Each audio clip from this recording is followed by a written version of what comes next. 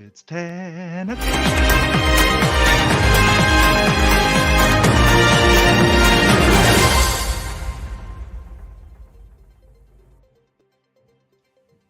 Hello, you gorgeous people. Welcome to the News and Views with the award-winning EV Café. 30 minutes of what's happening in zero-emission transport with expert analysis from the EV Café crew, brought to you this week in partnership with PayThrough. Future-ready EV charging and payment solutions. Now then, we got opinions on a stick aglow here. Sam, you are glowing orange today, my dear chap.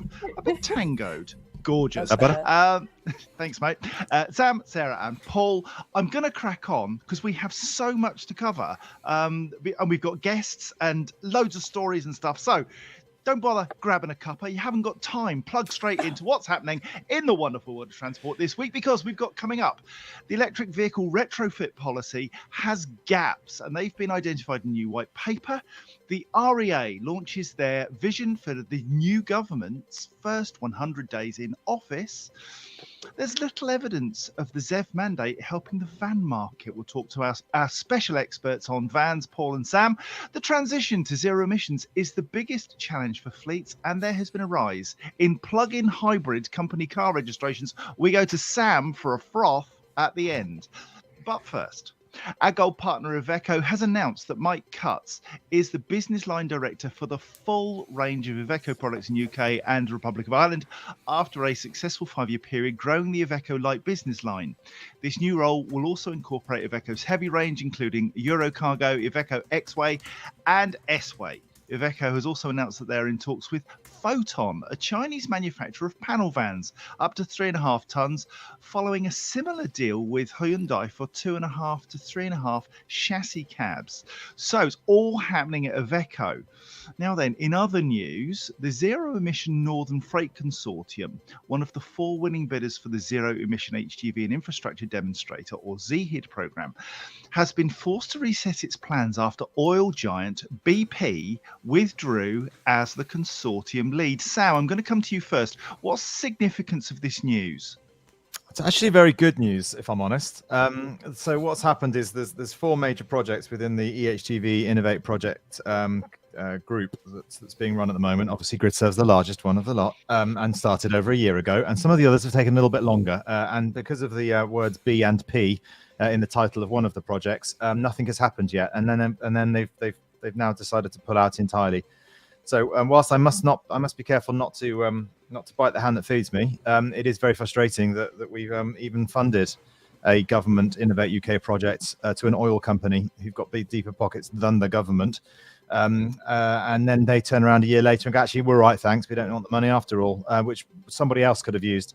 However, Zenfreight has reborn itself as 2.0. And taken through the leaders, both amazing work that Tom Maritime's, the joint CEO of Maritime and Angus from Dynamon have taken the mantle and said, well, actually, we don't want this to fail. We want to crack on and do it irrespective of BP's position. So BP are out. The project continues. And better than that, actually, is now that they're out the way, it's opened the doors for all of the other consortiums to be able to collaborate in a more effective way. Because I wouldn't be incentivized to do that with an oil company until this point. So we're actually, GridServe and our project, the Electric Freightway, is now supporting Zenfreight 2.0 with our public infrastructure to support their consortium. So actually it ended up being positive news because the project will continue. It might be a little bit smaller than it was, but only by a fraction. Most of the people within their consortium continues. They're all going to collaborate with each other to make sure that their depot charging is also shared amongst their consortium. And then we'll work alongside them to support with their public charging. So in the round, it's a good result. Amazing news. Now, you mentioned Dynamon, and we're lucky enough to have James Slatter of Dynamon with us. And if with a bit of luck and the wind in the right direction, we may have him live now. Keeping my fingers crossed. If not, there he is. Hey. James, welcome.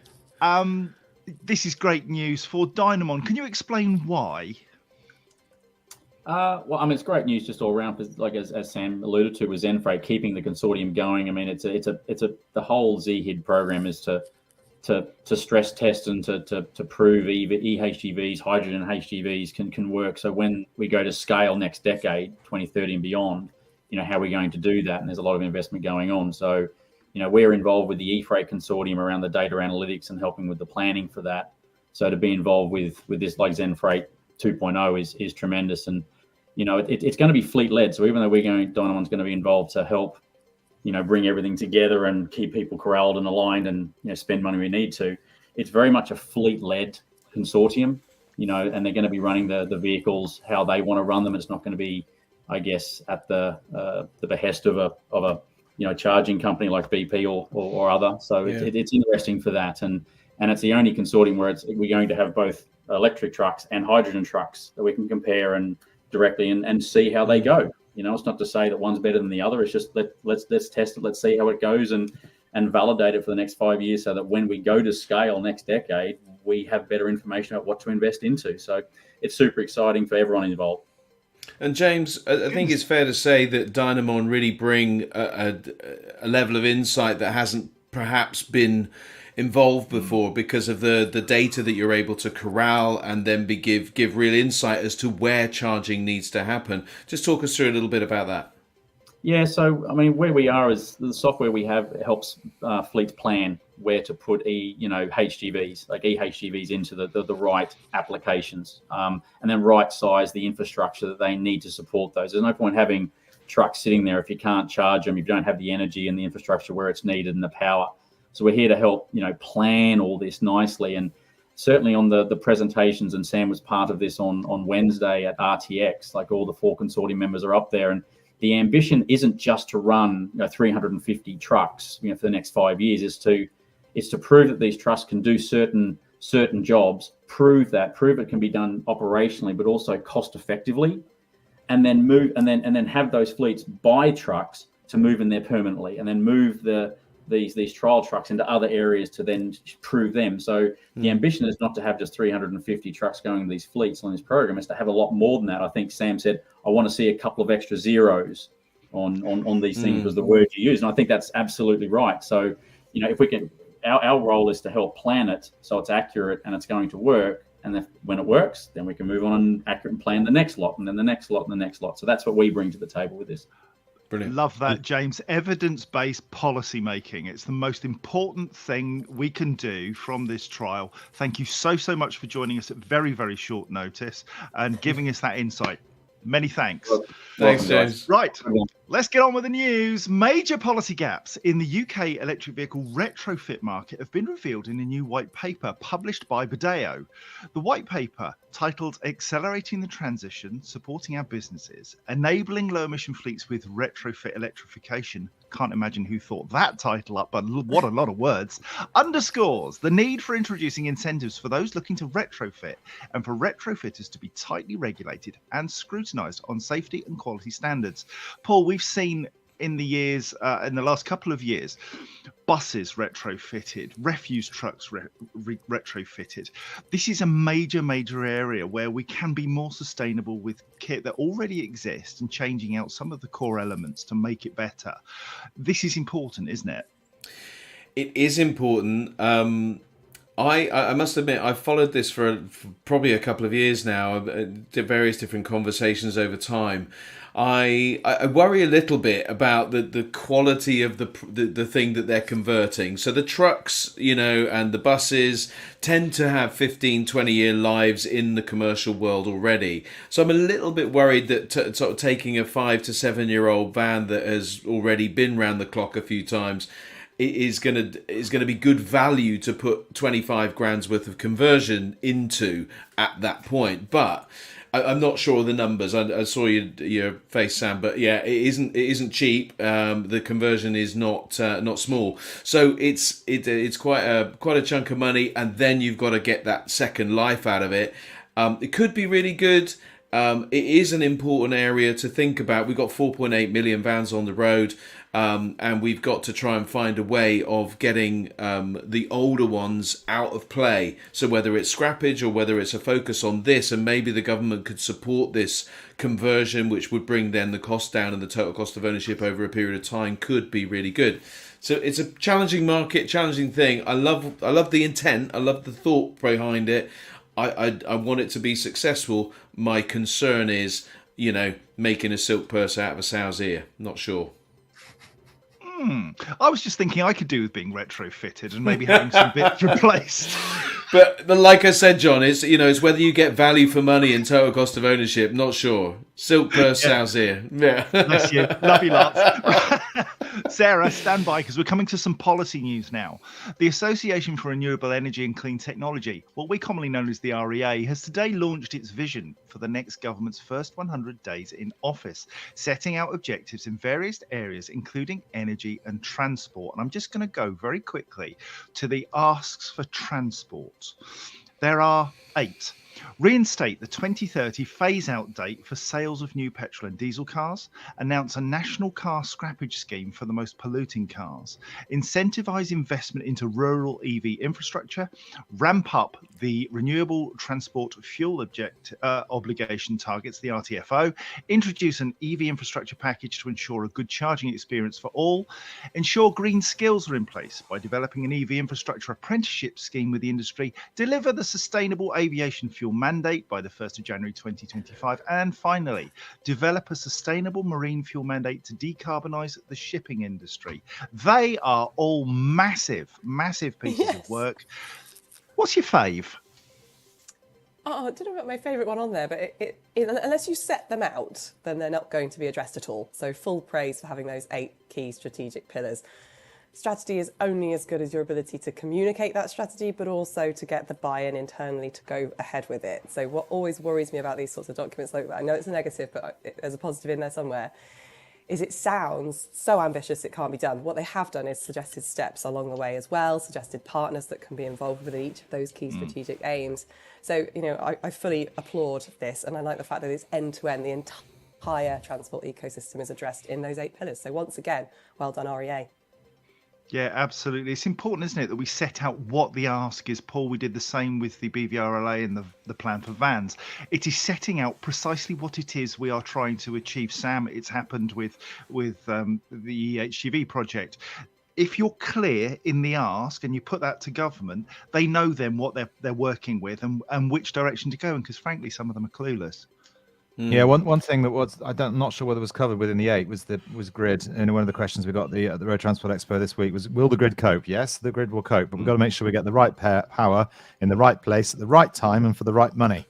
And that is integral to everything infrastructure related. I'm not quite sure whether that was covered in those 8 points, but it's a really, really, really important one that we need to make sure we get the power where it needs to be. Yeah, no, it's not in there expressly. I suspect that's covered under energy. So this was purely transport. And so I imagine that comes in there because there are 4 pillars to the REA's work. Yeah, it referenced rural infrastructure, though, didn't it? So there is an element of infrastructure related. Indeed. Topic. And I think it is that sort of bringing those 2 things together and the realization that we can't actually carry on transport without the energy element of it, because we haven't had to think about fuel. And whenever I'm talking, we don't have to buy a fuel station when we buy a diesel truck, but we now have to invest in the fuel station. We have to make sure that we've got the power to deliver those vehicles and in operation, and without considering infrastructure like transport and energy. Alec Peachy brings those 2 industries together. I think it's really, really important that we do that. Absolutely. Right, let's do the shout outs. And can I just say, big love to YouTube today. Lots and lots of YouTubey people. Kicking in the doors at 9:54, Scott Eady. Bless your heart, Scott. Good work. Got here before us. EV Music. Yeah, I know. EV Musings. Gary Comerford. He's in Northeast Hampshire, and he's also on YouTube. Michael Barton from sunny Bristol. David Cornish. Hello, my friend. And may I just say a warm welcome to Carl Cumstatter. I don't think we've ever had Carl Cumstatter on our news program before. EV Cafetarians. I like it. Lloyd Allen, good morning. Marvin Samuels. It's a bit cloudy up north. What's up north? Rude. Chester's not up north. That's down south for me, dear boy. Wayne Dunn, morning. Elsia Scully. Hello, Tony Clayton, Peter Lever, Rachel Lewis, Complio, Teresa Swift from Formula Space, Wayne Dunn, Toby Hiles, Jim Blair, Liz Allen. Hello. Had a hug from you last week. Ben McDonald, Tom Middleditch. He's not the middle ditch, he's every ditch. Rob Dustin, Karen Moore, hello. I don't know, where do I get this nonsense from? Laura Huswick-Wilkes, Alan Castle from Webfleet. Alan, brilliant decarbonisation event for fleets. On Monday, Sam and I appeared. It was awesome. 100 and odd people online, 50 in a room. Sam, you were lush. Pam Hanlon, hello. Lisa Martin, this is amazing. From Charge Place Scotland. Jamie Fretwell, lovely to see you, my dear chap. Amy Carter from Daft Trucks, hello. Saw you last week as well. Bionic John, there's a thought. Oh, we can't go on. There's so many. Craig Salmon. Oh, Summit Fishy Gordon there. Brown. Dev Chakravarti, Gordon Brown. Well, obviously, political leaders tune in. John, you've got to do Teresa Swift, Swift by name, Swift by nature. She said she was on LinkedIn at 9:53. So, I think she wins the game again. Well, she didn't win last week because she was whooped. But well played, Teresa. At 9:53. Go on, Paul. We were late. We were late to join, so we couldn't see. So yeah, Sam's right. I think 9:53. There she was. And there you have it. Paul and Sam agreeing. It had to happen, people. Yeah. Right. Zero. Barry, when you watch this back, you just clip that Sam is right bit, please, and stick it on a YouTube short. Thank you very much. We mentioned the zero emission van plan, and the coalition has seen little evidence of the zero emission vehicle mandate regime helping the LCV market 5 months into the new rules. New registration figures for zero emission vans have remained around 5% since the start of the year. It reported with fundamental barriers preventing adoption and the need for urgent action. The van plan, which was launched in Parliament earlier this year, includes the BVRLA, Logistics UK, the REA, and its EV Forum Recharge UK, the Association of Fleet Professionals, and the EV Café. In February of this year, the consortium surveyed more than 50 operators with a combined fleet of over 200,000 vans and found that 87% of them said that the transition was not on track. And Sam, we did a poll on Monday with Webfleet and found that 42% of the fleets who were in attendance, and some of them were massive, have done less than 10% transition. So they are really behind the curve and worried about lots of the elements of this mix. Paul, what needs to happen to get the van market really moving into EV? Well, I feel like a broken record. We have got the BVRLA and the rest of the consortium talking one van plan, but we've had a plan for cars. We've sort of got a plan and a lot of investment going on for trucks, and vans, a 4.8 million hurdle, is still without a government-backed and invested for plan independently.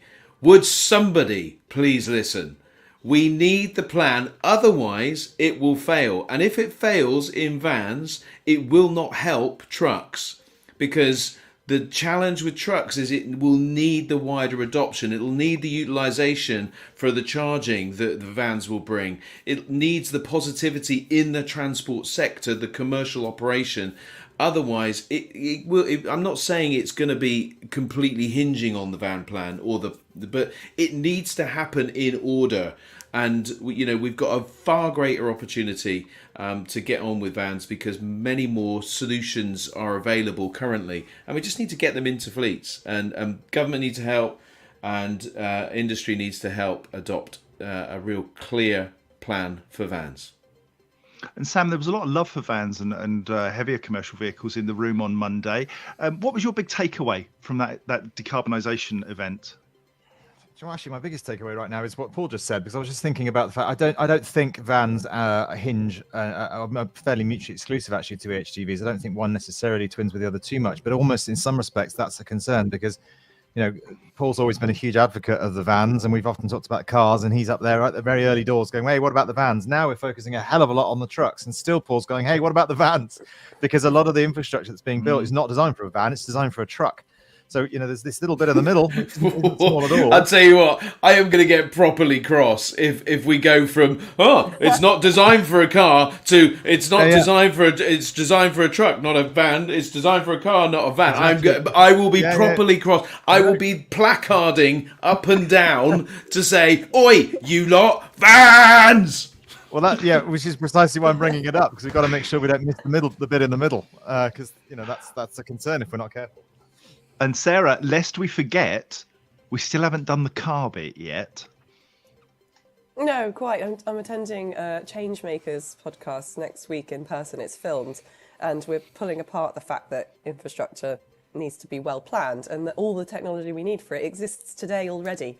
We're planning the route and getting you where you need to be. Oh, Chris Dimitri celebrating, got 30 on the way. Congratulations, Chris. That's great news. And somebody else citing BYD as being a potential opportunity to fill that gap. We saw Maxis at the Road Transport Expo with their offerings. In fact, that was a great show. I could have spent 2 days there. It was like a massive theme park with just endless technology to go at. And it was very well balanced between the different fuel types and technologies available today. So next week, I'll be very much unpacking the fact that we can learn something from our car market, but ultimately vans and trucks and all the fleets need their separate differentiators and have the adequate stuff. Right kit in the right place. Been saying it since 2010. Yeah. Now then, we've got a steward's inquiry about who kicked the doors in first. Carl Elliott is saying he signed in at 9:50. All right. Here's the thing. This is my fault. I wasn't online with the guys early enough to know precisely who was first in. Carl, apologies. You're probably right. You probably were the first. Probably. No. From now, we will be joining much earlier so that we can catch precisely who is the first one in the doors. If we're going to make such a fuss about it, Producer Joe says it was Gary Comerford. Gary Comerford, From 9:45. Yeah. There were Gary people Comerford. commenting at 9:45. I love that they care. I love that you all care. We love you all so much. Thank you. I just love the fact Outstanding. that the two of the early entrants were called Mr. Sharp and Mrs. Swift. Yeah, I think that was clever. Right, let's get on with it, because in an associated story, 2 in 5 fleets report that implementing zero emission policies is the #1 issue they'll face over the next 3 years. New research suggests the next biggest challenge, according to 2024 Arvel Mobility Observatory Barometer, will be adapting to low emission zones, 38%, followed by adjusting to restrictive public policies on petrol and diesel, 37%, and mitigating against rising vehicle whole life costs. We've kind of touched on this already, and they're right, aren't they? This is a major headache, Sam. We saw this on Monday. There are some who are just taking this in their stride. We had SJ Mitchell from OVO who said, I've got 83% of my fleet fully electric, and she has a considerable number of vehicles, and others who are scratching their heads saying, I don't even know where to start. Yeah, but it's great that people like SJ are willing and able to get on stage and take a stance on how they've achieved that. And people need to learn from that. It's not a complete blank canvas anymore. There's lots and lots of institutions, myself included, some 15 years ago, that started this journey in fleet electrification. There's plenty to learn from people that did it 15 years ago and people doing it 5 minutes ago. So take that learning. And then implement it into your own fleet. It's not a starting from scratch anymore. There's a huge amount of learning out there. So I'm going to come to all of you in turn. What is the one single piece of information or knowledge that you would give that can help somebody start that journey? Sam, we'll start with you. What was the question? What was the piece of advice? I'll come back to you. What's the single piece of advice that you would give somebody starting their EV transition right now who doesn't know where to go to get information, help, and support? Listen to people like SJ from OVO. Learn from people like that. She hasn't been in the industry too long in terms of electrification. She's learned a tremendous amount in a short period of time. Learn from it. She's willing to share.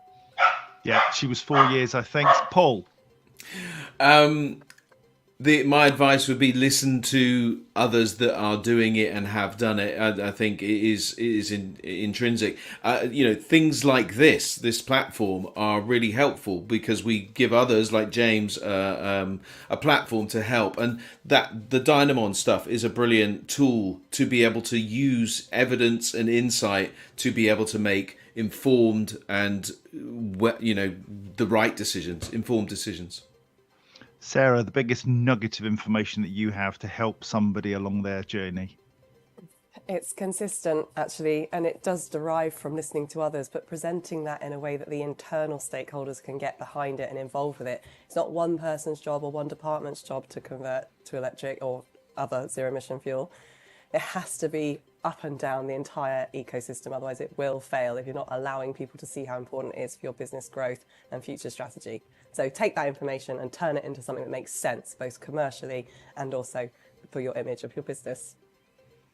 Yeah, absolutely. And the LinkedIn What about you, user John? who's You just hosted that session on Monday. What about you? What's your yeah, piece of advice?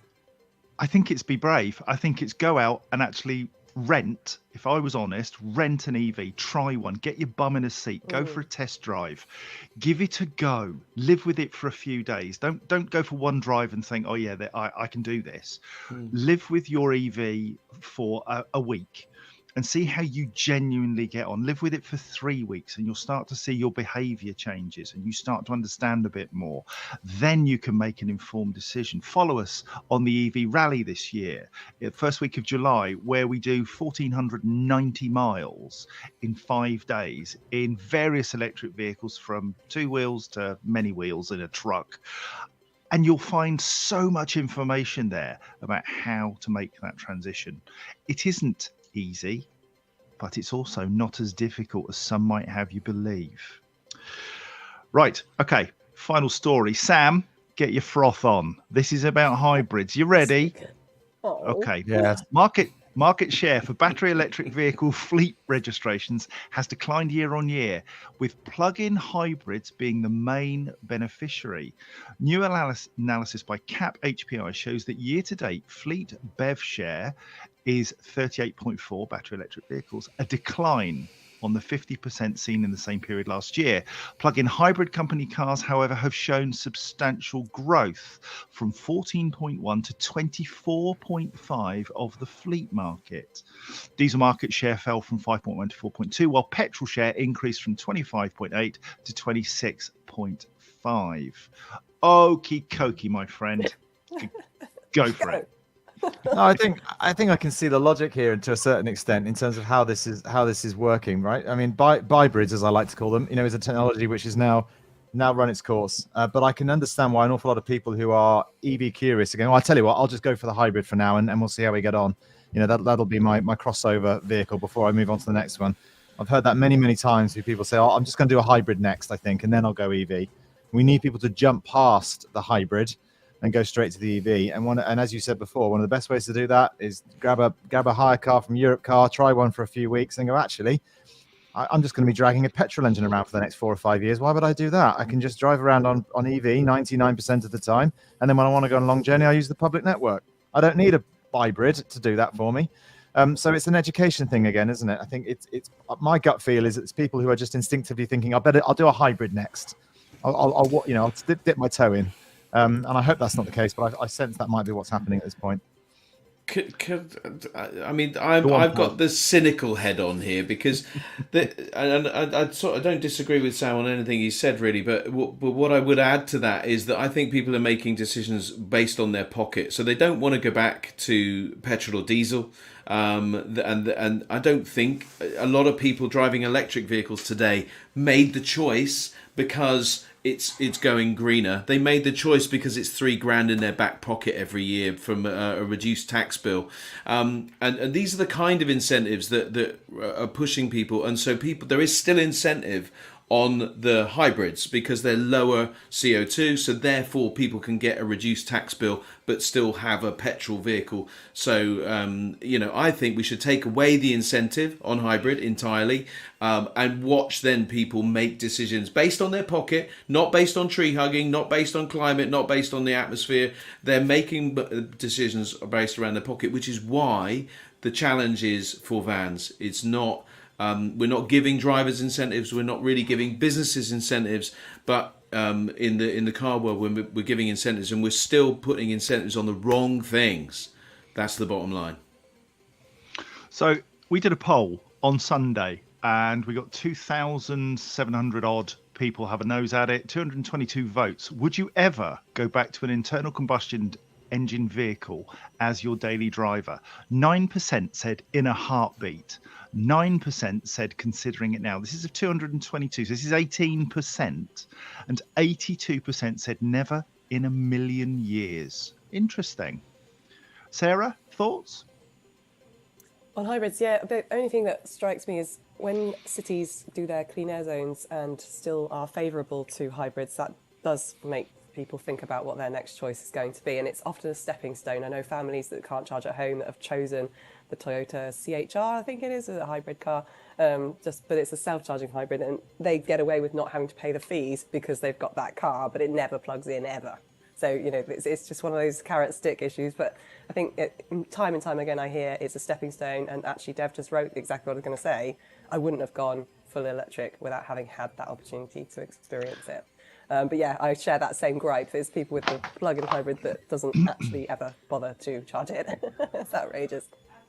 Jim Blair from Arnold Clark says something very interesting. Small fleets are sticking with hybrid because they're still not confident in going fully EV. All sorts of reasons. Here's the kicker. Paul is right. It's all about their business and suitability of EV as they see it. Right, that's it. We've come to the end of another brilliant news. On that bombshell. If you've got any clean transport PR or news stories you'd like us to cover, please send them to us at hello@evcafe.org. Until next Friday, it's goodbye from me and it's goodbye from them. This has been an EV Cafe production brought to you this week in partnership with Paythrough.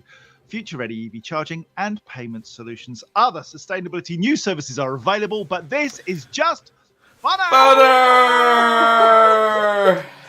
The EV Cafe is truly blessed to be partnered with the AA Webfleet, Europe Car Paythrough, Iveco, Zaptec, Drax, Sperry, Stewart, Science, Hydrock, Allstar, Schneider Electric and Dynamon. We're the EV Cafe, supporting the transition to zero-emission transport. Enjoy the rest of your day and your weekend, wherever it takes you, until next Friday. Bye-bye. Bye.